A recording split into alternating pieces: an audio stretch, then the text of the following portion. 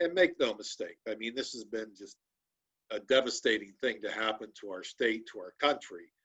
But out of that comes opportunities that otherwise may not have been there. And to us, a big one is this reshoring of manufacturing to our country. And beyond that, when you look at southwestern Pennsylvania specifically, which is where our primary focus is, but from the basis of the entire state, we are very well positioned and in some ways uniquely positioned to be a leader in this.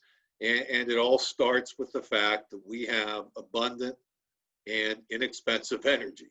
How do we get companies to come here? How do we get companies to stay here and expand here? Well, it's no secret, and certainly the three gentlemen with me here today, are fully well aware, Pennsylvania is not known as a friendly state to business. Between corporate tax rates and regulations and policies, and we're not anti-regulation or policy. We believe many of those are important, but we have to show the business world that we want them to be here. And part of that is what can be handled legislatively. And I think the other side of it has to be handled more, quite frankly, from a marketing perspective. We want to get jobs to Pennsylvania. I want to see my kids' generation be able to stay here, and I want to see them be able to prosper here and pursue their God-given talents in Western Pennsylvania. And when we say we want jobs here, then it needs to not just be jobs, it needs to be the right kind of jobs. And it needs to be jobs that pay. And if you see the industries that provide those types of jobs, it really makes sense to be facilitating job growth in energy and manufacturing and development. I've seen it in the 15th district where I reside, which is Beaver and Washington counties. The Shell petrochemical plant is being developed there now. Before the pandemic, there was 8,500 members of unions working and building that plant. A lot of these issues that we went over were stuff that we talked about before COVID. It was deficiencies within Pennsylvania's system that we understood before COVID hit us. COVID coming, I think, has renewed a sense of urgency. We need to focus on jobs. We need the right kind of jobs coming to Pennsylvania, and we need to create an environment where companies are going to come in and invest. We have tax reforms. We have incentives for manufacturers, which is my bill. It's about reshoring critical supply chain that we saw that we're too dependent on foreign nations.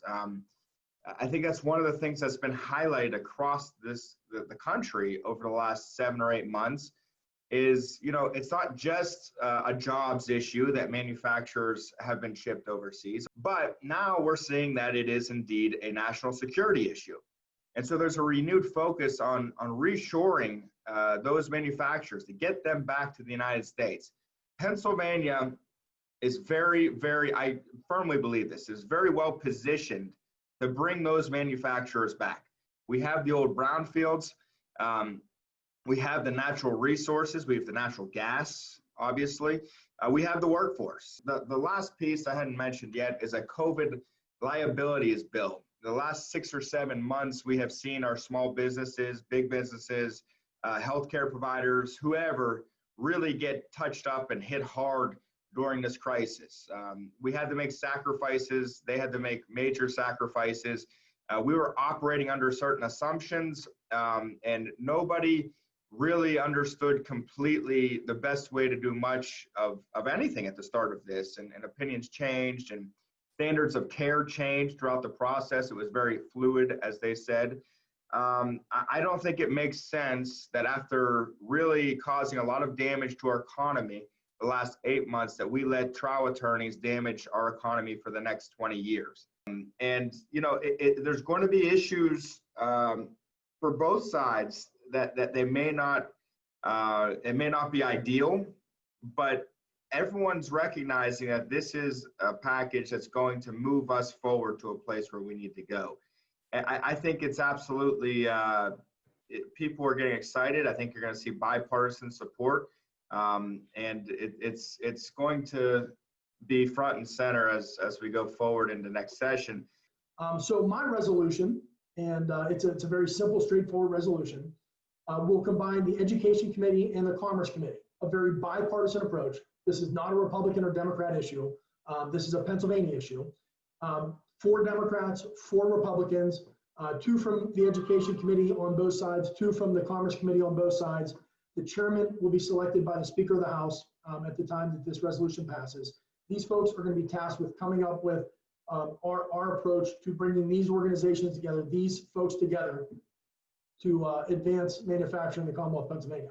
That we have some of the smartest people in the world, some of the brightest minds in the world in our universities right here in Pennsylvania. A lot of these folks are already developing some of the automated systems and some of the robotics that are being used in other countries for manufacturing. And so what a great opportunity we have here in Pennsylvania to combine those incredibly intelligent people who can design these automated systems for advanced manufacturing with arguably some of the best labor force in the entire world, some of the most talented men and women who want to show up to work and do a great job every day.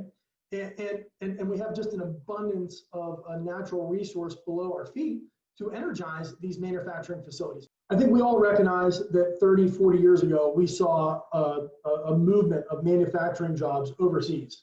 And if I can just be very blunt about it, through COVID-19, we've recognized there's some threats out there. And I think any good organization that sees threats should try to turn them into opportunities. And I think that's what this package of bills does. So listen, I'm proud to bring forward a 45 days deemed approved piece of legislation. So I'll take you a little bit into the weeds. So DEP has 15 days to recognize an application as being administrative complete or not. Okay, so they have 15 days to determine, yes, every box has been populated, this application is ready to move forward for review and consideration. And then beyond that, you have 30 days to deem that application approved.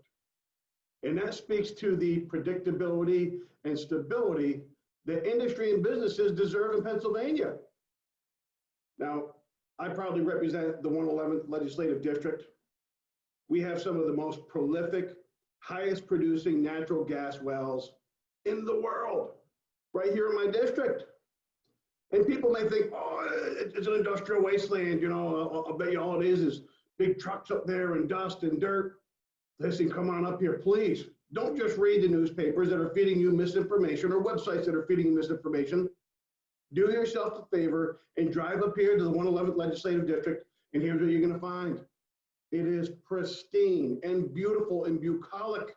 The farms, the barns, the silos, the stone walls, the wildlife. We have some of the best hunting and fishing in the world. And the natural gas industry has actually helped to support that.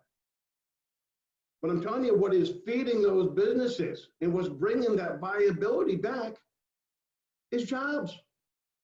And that has been exactly what natural gas has done for our area. You cruise around the 111th and you see all the preserved farms with a brand new roof on the barn, brand new 3/4 ton truck sitting in the driveway. It has breathed critical new life into my region. But there's been an impediment and a series of impediments. We have this godsend, this wonderful industry, this natural resource underfoot. Well, what is holding us up from realizing our potential? A big part of it is regulation. Instead of rolling out the red carpet, like West Virginia or Ohio, we bust out the red tape. It's not how can I facilitate, it's how can I impede. But a lot of our folks at our permit reviewing agencies have an environmental bent that is not friendly towards industry. They do not believe that environmental stewardship and industry are mutually exclusive, or they're not mutually exclusive rather. And it's very, very critical that we bring about that change in mindset, that change in culture.